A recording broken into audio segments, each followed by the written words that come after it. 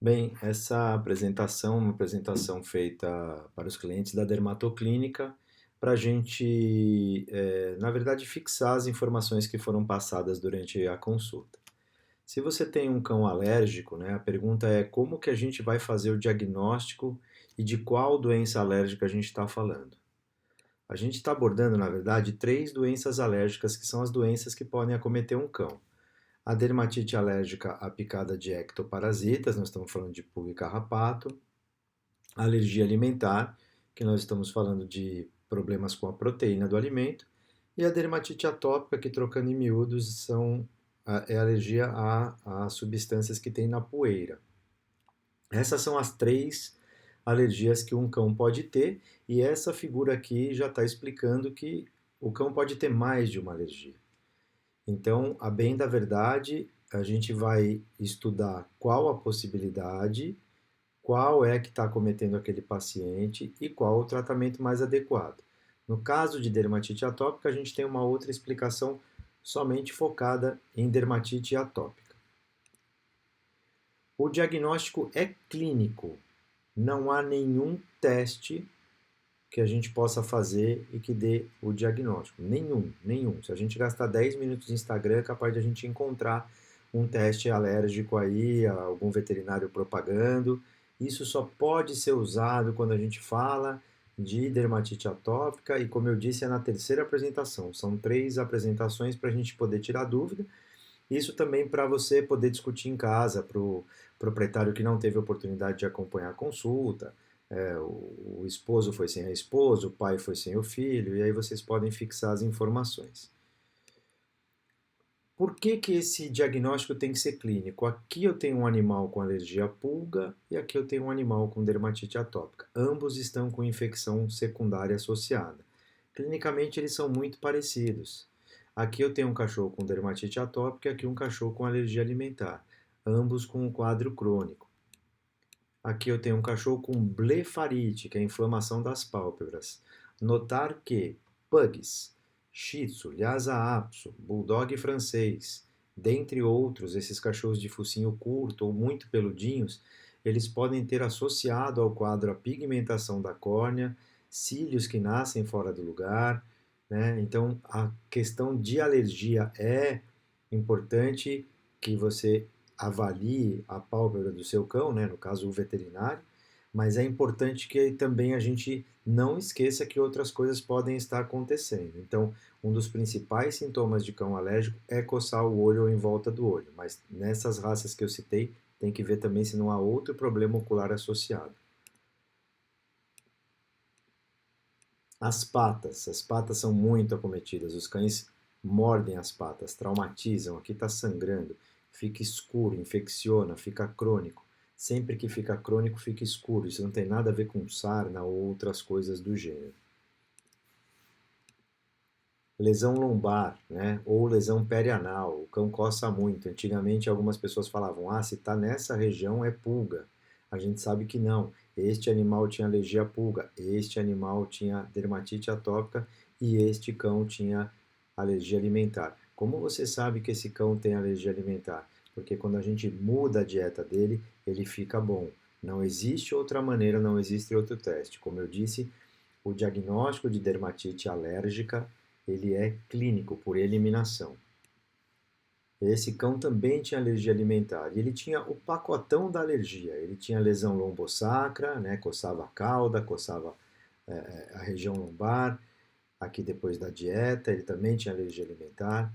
Ele tinha blefarite, ele tinha otite. Otite, em 80% das vezes, está relacionado à alergia em cão. Não é que nem no ser humano que você vai procurar o otorrinolaringologista. Na medicina veterinária, você vai procurar o dermatologista. Aqui depois do tratamento, que foi com dieta. Antes e depois as patinhas também. Então, a otite é um dos principais sintomas. São todos cães alérgicos com diferentes magnitudes de otite e que podem depois complicar com infecção bacteriana secundária. É um quadro bem feio, com bastante pus. Então, os principais sintomas dos cães alérgicos são coçar o corpo todo, as axilas e virilhas são muito acometidas, lamber as patas, isso não tem nada a ver com mania, isso é coceira, otite, blefarite e região perianal e perilombar acometida.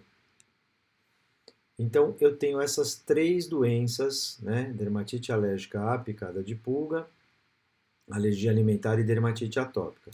O diagnóstico é feito em 3 fases. A primeira fase é controlar os parasitas, e esse controle parasitário tem que continuar. A segunda fase é fazer uma dieta de eliminação, e a terceira fase é confirmar. A dieta dura 8 semanas, é bastante complicado. Então eu sempre vou trabalhar com essas 3 hipóteses: alergia à pulga, alergia alimentar e dermatite atópica. O primeiro passo é o controle parasitário, e a gente tem muitas frases ditas pelos donos de cães. Meu cão nunca vi pulga nele. Ah, ele mora dentro de casa, ele não passeia. Ele não passeia, mas ele vai para o banho e tosse, ele não vai para o banho e tosse. Ele fica somente dentro de casa. Eu uso produto só quando eu vejo pulga. Eu uso um produto a cada X meses. Aí você vai ver, o produto é recomendado pelo fabricante a cada mês, o dono do cachorro usa a cada 4. É recomendado a cada 3, ele usa a cada 8. Assim, são coisas que parecem não ter importância, mas são extremamente importantes quando a gente vai dar o passo para dizer sim, ele tem alergia alimentar, não, ele não tem alergia alimentar. Sim, ele tem alergia à pulga, não, ele não tem alergia à pulga. Assim, se eu não tiver os detalhes, nesse caso a gente está falando de parasita e não só pulga carrapato, eu acabo me perdendo no diagnóstico. Então isso é muito importante, mesmo que o dono do cão nunca tenha visto pulga, o controle parasitário tem que ser feito por todo o período de investigação. Aqui é um videozinho mostrando uma pulga colocando ovos, é um vídeo da Baia. Ela coloca muitos ovos por dia. Esse ovo é muito pequeno, isso é o dedo de um ser humano. Isso aqui dentro de um carpete, de uma fresta, de um piso, isso desaparece. Desta pulga sai uma larva, que não está aqui representada. Esta larva forma um casulo, e esse casulo vai fazer com que After emerging, the new adult flea will climb on top. Né?